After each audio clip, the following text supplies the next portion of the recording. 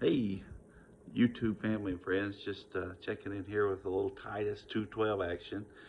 We learned last time that grace trains us. It's our trainer. It's our discipler.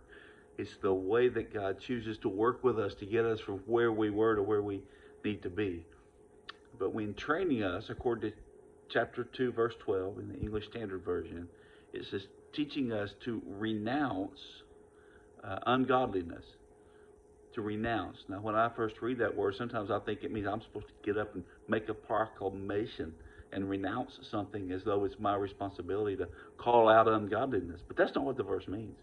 Uh, the word renounce there, it means to sever a tie or a claim. It means to make a choice to disown uh, previous habits or patterns that are in our life so that we can live freely. And so here's what grace can train you to do.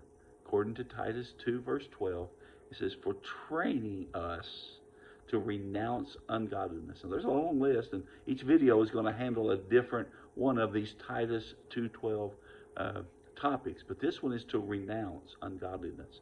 You see, we were all born into sin. We had patterns of sin. We had habits of sin. We were sinners. We were born with this sin nature, and we sinned really good because that's what sinners do. Sometimes we look at people and we say, how can they do that? That's what sinners do. How can they talk like that? That's how sinners talk. That's not judging them. That's just who they are. That's how they have been patterned. But what grace does in a life of a believer. Now, if a person is not a believer, a follower of Jesus, this is a very difficult thing to do because what they're trying to do is to renounce ungodliness in their own self and by work. That they work, that they make it happen is something they can do. Folks, if it's something we could do, Jesus wouldn't have had to die on the cross. Okay, this is not something we can figure out. Oh, I know what to do now. No, we don't have a 3-step process. We don't have a 10-step process. Our process is to be trained by God's grace. And His grace will retrain us. One of those ways, again, is to renounce, to sever a claim that's been upon our life. The enemy has had you long enough.